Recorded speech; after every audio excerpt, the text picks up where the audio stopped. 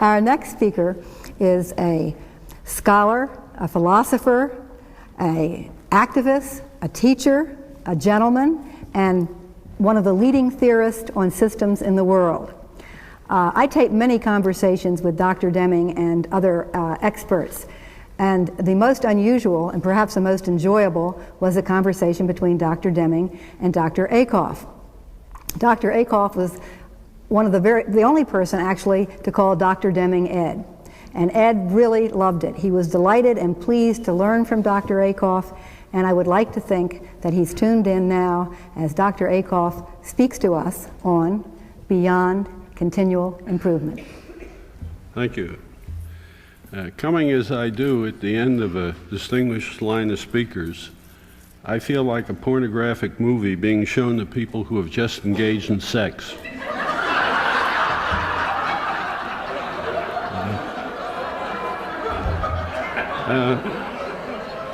In short, anti-climax. I should explain, I really wasn't arrogant when I was calling Dr. Deming Ed. He and I worked together in 1950 at the U.S. Bureau of the Census when nobody called him Dr. Deming. He was Ed. I was not called Dr. Ackoff. I was called, "Hey, boy." Quality improvement is something that my principal mentor, Winnie the Pooh, once called a good thing. You know, capital letters, he always had it. Given that it's held so highly, it seems curious that in several national surveys recently conducted, over 2/3 of the managers who had authorized the introduction of quality and improvement programs consider those programs to be failures. Now, the professionals tend to excuse that by saying the criteria for failure is irrelevant. It's not what we would have used. But that's irrelevant, because the definition of quality has to do with meeting or exceeding the expectations of the customer or consumer. And the customer or consumer is the one who authorized the introduction of the program. And therefore, if their expectations are not met, it's a failure, whatever the expert thinks. So it's important, I think, to understand why those failures have occurred, given that quality and improvement are a good thing, so that we can increase the batting average.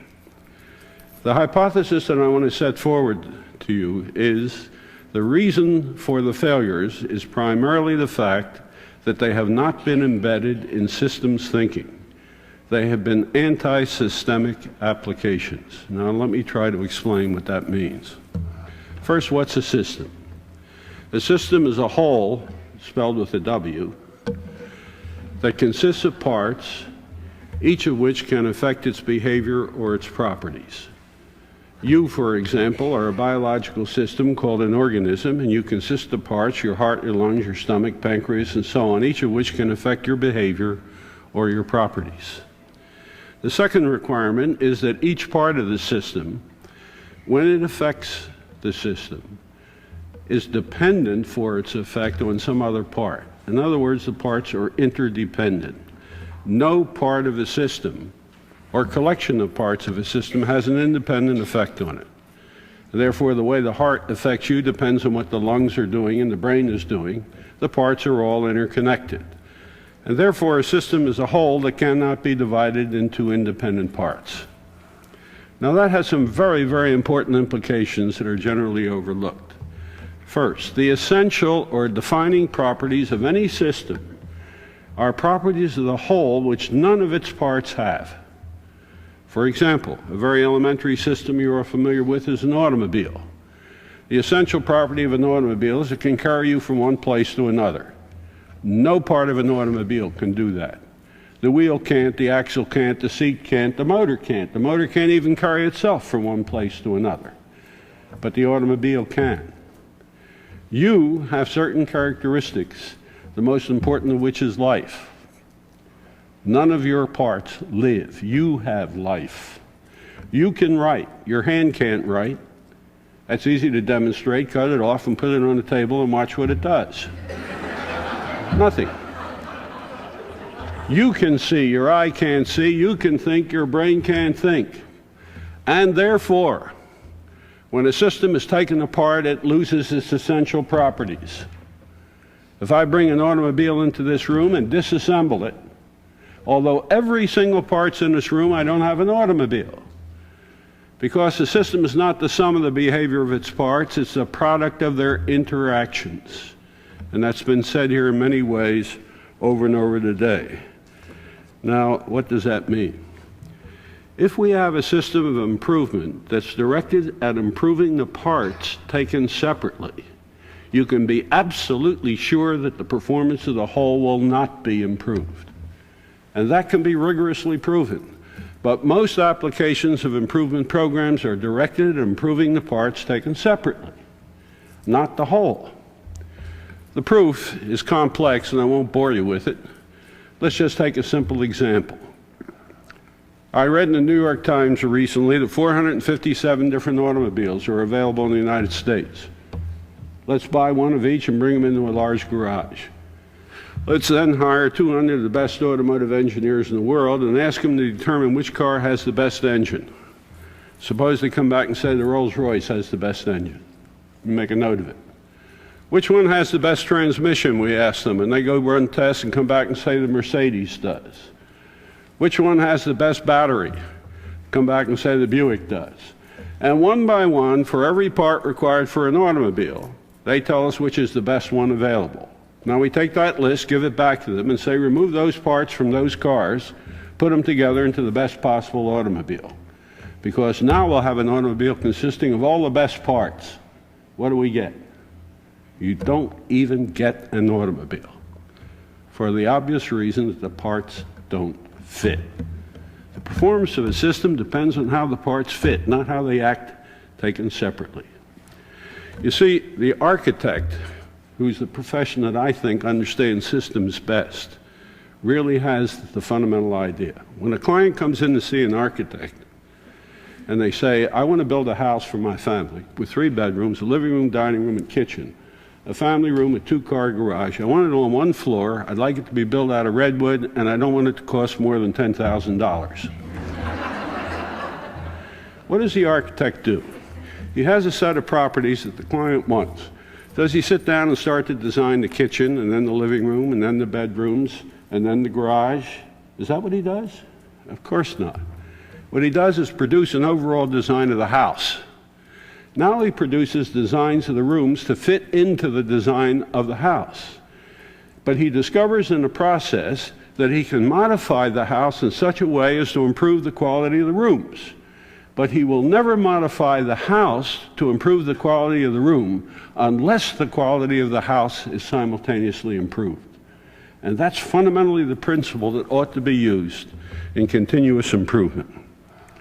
The second systems principle that is ignored in most of the practices is that they practice in a way which derives from the work of Walter Shuart at Bell Telephone Laboratories in the 1930s. Shuart developed statistical techniques for determining defects. A defect is something that's wrong. Now, this should be perfectly obvious. When you get rid of something that you don't want, you don't necessarily get what you do want.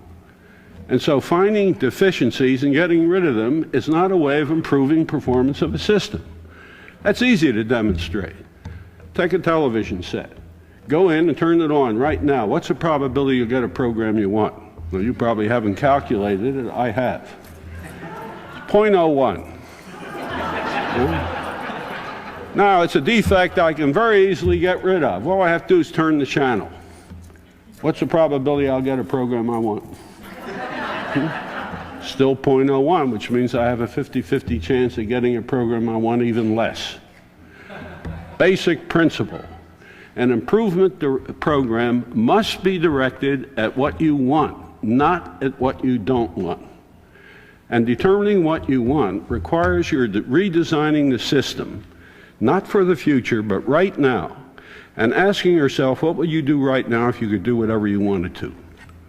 Because if you don't know what you would do if you could do whatever you wanted to, how in the world can you know what you can do under constraints? But people don't ask themselves that question. The last point I want to make is that continuous improvement isn't nearly as important as discontinuous improvement. Creativity is a discontinuity. A creative act breaks with the chain that has come before it. It's not continuous. One never becomes a leader by continuously improving. That's imitation of the leader. You never overcome a leader by imitating them and improving slightly. You only become a leader by leapfrogging those who are ahead of you. And that comes about through creativity. One final point about that. When we look at the models of quality, and we frequently point to the Japanese and what they've done to the automobile, there's no doubt that they have improved the quality of the automobile. But it's the wrong kind of quality. Peter Drucker made a very fundamental distinction between doing things right and doing the right thing. The Japanese are doing things right, but they're doing the wrong thing. Doing the wrong thing right is not nearly as good as doing the right thing wrong. You see, the automobile is destroying urban life around the world. Just visit Mexico City, Santiago, or any of those major cities where you find congestion and pollution so bad that children have to be kept home from school. They're not allowed to walk out of doors because the pollution is so intense. And then we talk about the quality of the automobiles that they're driving. It's a wrong concept of quality. Quality ought to contain the notion of value, not merely efficiency. That's the difference between efficiency and effectiveness. Quality ought to be directed at effectiveness. The difference between efficiency and effectiveness is the difference between knowledge and wisdom.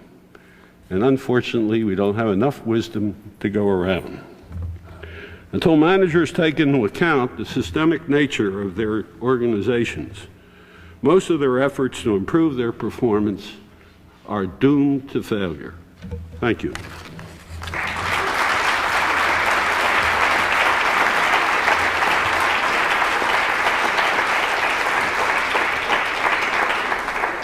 If you don't remember that, you will regret it.